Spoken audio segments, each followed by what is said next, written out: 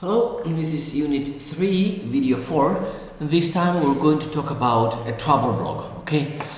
It's the writing section in Unit 3, and I will give you details of how to start writing. Let's start with a travel blog. Let's see what it is. Have you checked this transparency about a travel blog? A travel blog usually gives information about a person's travel experience. People often use blogs to write narratives about what? About experiences, feelings, opinions, about life in general. We're going to read the model here, and then you will have to think about what activity did the person do? How did she feel about the activity? And we will talk about it. As you see, the structure of the travel blog is an opening where you introduce the activity, the place, the time and the people. Then you have the body. In the body, in this case 2 paragraphs, the second and the third.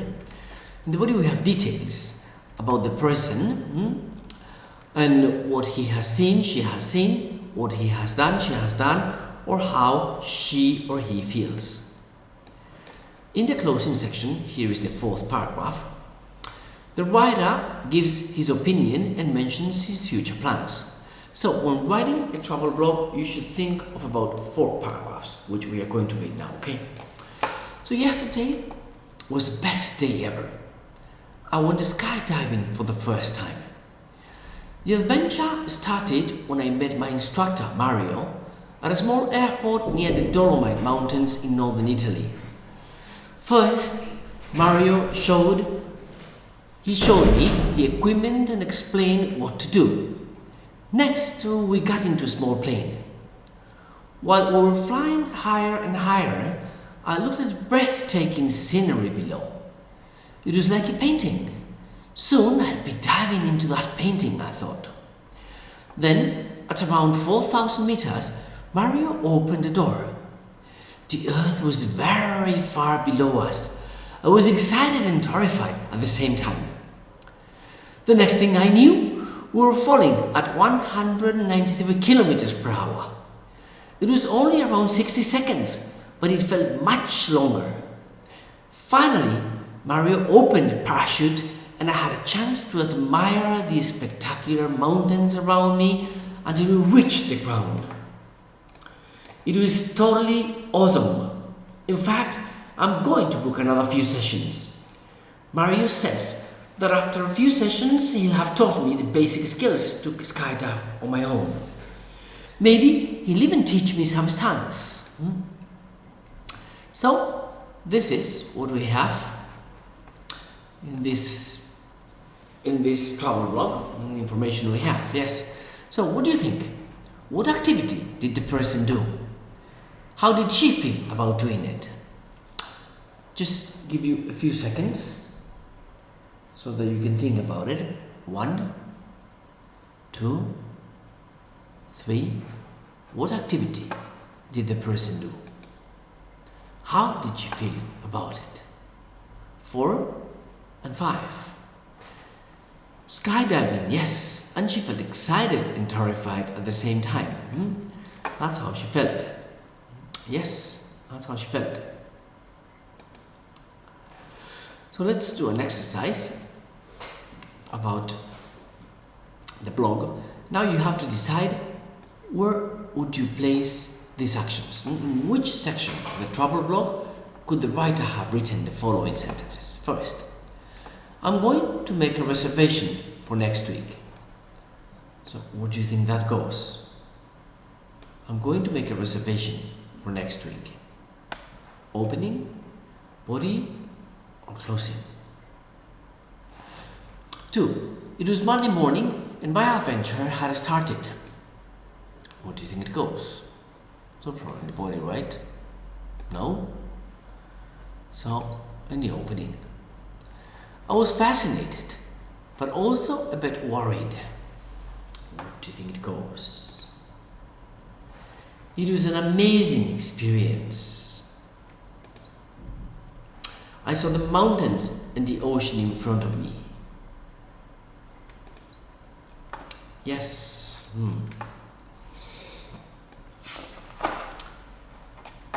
And now for the connectors. If we are writing, we sure need connectors. But what are connectors? In this case, we are going to talk about connectors of sequence. Connectors of sequence help you organize. Connectors of sequence, yes. They help you organize your writing. Organize your writing, yes. How? By making the order of events clear. Making the order clear, yes. For example, examples of connectors of sequence we have in the beginning, at first, before that, after that, next, then, later, eventually, finally, in the end. You don't really need to know them all, but just learn some, yes. For example, these ones can be very important, yes, at the beginning, at first, eventually, in the end, yes. Okay, so let's see how we can use them.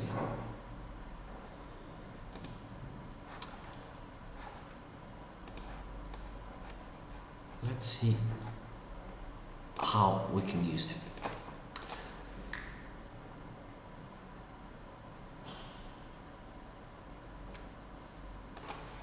We're going to do this exercise where you have to choose the correct answer, yes? So for example, the guide gave us our surfboards.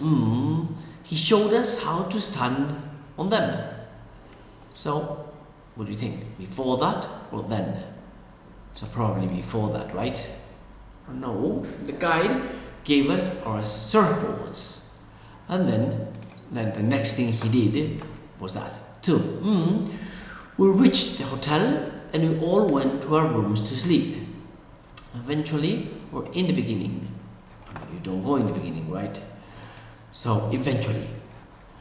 3. We went on a boat ride. We had lunch and went to the museum. So, after that, we had lunch and went to the museum. 4.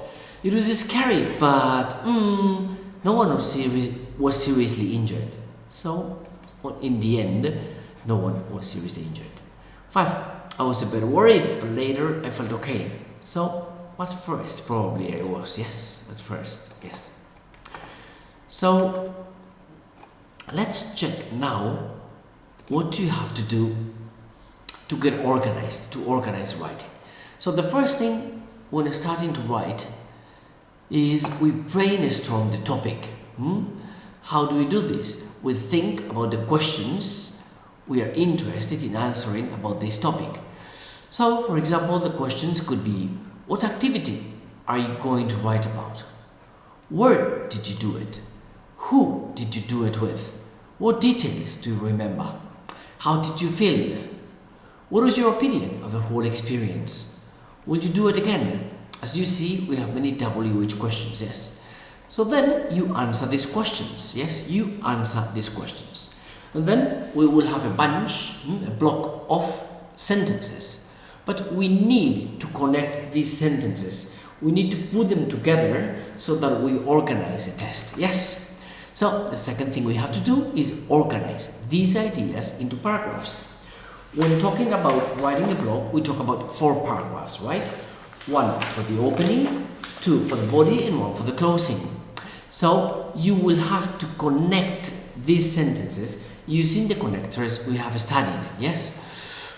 But first, maybe you want to learn some expressions that you can use and we will enrich the structure of your writing. So for example, I had never before.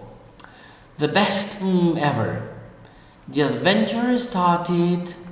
I made my way. The next thing I knew, the scenery was spectacular. The scenery was breathtaking. The scenery was magnificent. It was a frightening experience. It was a terrifying experience. It was an amazing experience. It was an exhausting experience. It was totally awesome. It was disappointing. Now that you know these expressions, now that you have the sentences, that you have answered the questions, where you have answered the questions, and once you know the connectors of sequence we can use, remember, we can use at first, in the beginning, next, then, later. If you don't remember, you can check. Now you can start writing. Yes, so this is the model we had before. So remember, 4 paragraphs, 1 for the opening, 2 for the body, and 1 for the closing. Yes, follow this example and you will succeed. Yes, okay, so good luck. Good luck, and now we'll finish with this.